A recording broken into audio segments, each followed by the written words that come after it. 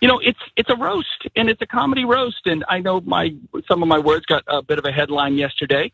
But look, I opened the thing up by making fun of my father and myself. I make fun of Republicans. I make fun of Joe Biden. Jen Psaki was sitting 20 feet from me, and I'm making fun of her right there. And everyone takes it in the fun that it is. It's very self-deprecating. They do skits. They do these musical skits. And right before I went on stage, they did a musical skit about me, insulting me.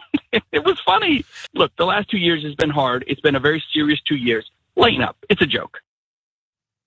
Lighten up. It's a joke. So that's Chris Sununu, the governor of New Hampshire. Over the weekend, he was at the Gridiron Dinner, where it's similar to the White House Correspondents' Dinner, where there's a bunch of jokes, roasts are done, and apparently Governor Sununu was up there to represent the Republican Party, and he had a few jokes he cracked on Donald Trump. That's where the controversy comes. But again, it's just a joke. What was that joke? Let's check it out. The joke. He's effing crazy is what Sununu said, to laughter and applause, and notably, no booing.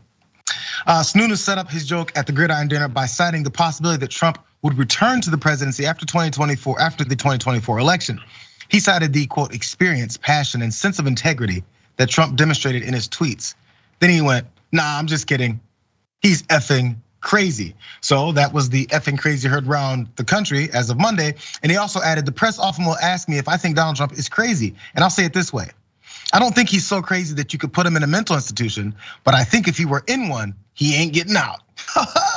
Zing. So immediately after that, he was on this show talking about reasons why it was just a joke.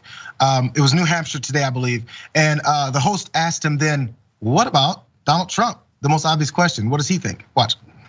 So there's a dude, though, that we both know of that doesn't necessarily have the best sense of humor when people make fun of him. I don't know if you're aware of him. His name is Donald Trump, and he's currently down in Mar-a-Lago. And I'm curious, have you heard from him? Have you heard from folks there?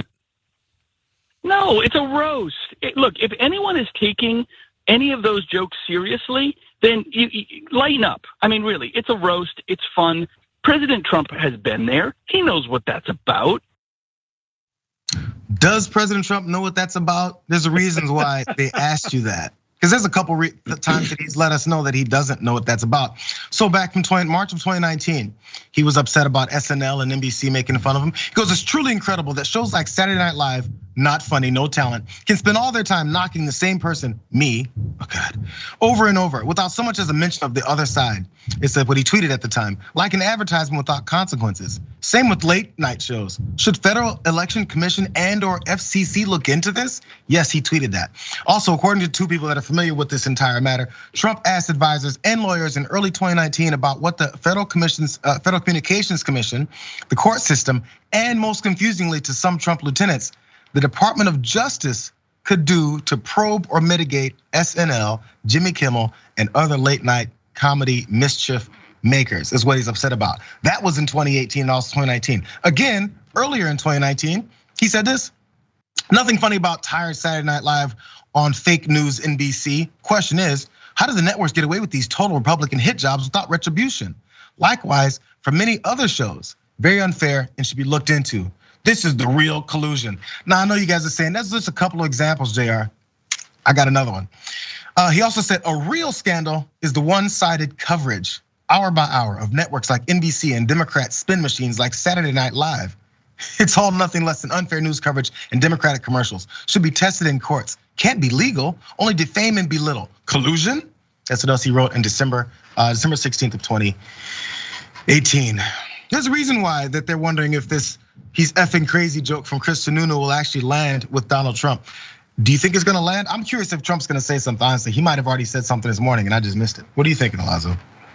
I don't know if he's going to respond to it. The Republican thing of it's just a joke. That's what they say whenever they insult somebody, and they're making a big deal of Sununu doing it to one of his own. He's gambling on Trump losing power over the next couple of years. That's all it is. It's a gamble. May or may not happen. Who knows? The Trump's sense of humor. You mentioned the White House Correspondents' Dinner. He stopped it. Right? He stopped it. That's how little, Republicans are known for a lot of things. Sense of humor isn't one of them. You never heard, "Man, Those Republicans, now there's a hilarious group you want to hang out with. Really? No. That is no, it just ain't happening. They tell great jokes on their side. Many times it's hateful, great jokes though. What Sununu did, again, it's working for him in the sense of he's getting some press coverage out of this. And that is the gamble. The gamble is, and I think more and more Republicans are rolling the dice on this, of Trump being so, and he is, he was crazy before he was elected, but of him losing his power so that you can come out and say, well, I'm not a Trumper. Like that's what they're gambling on. And I guess the midterms will show whether it pays to be a Trumper or not. As you know, a lot of Trumpers they're winning the primary because the base is crazy, and then they get destroyed in the general election because fortunately society isn't as crazy. We'll see if they learn that part. I don't think they really care as long as they circle their wagons and get just enough support from the right people and the right money makers, they can stay in office and continue to hate on people.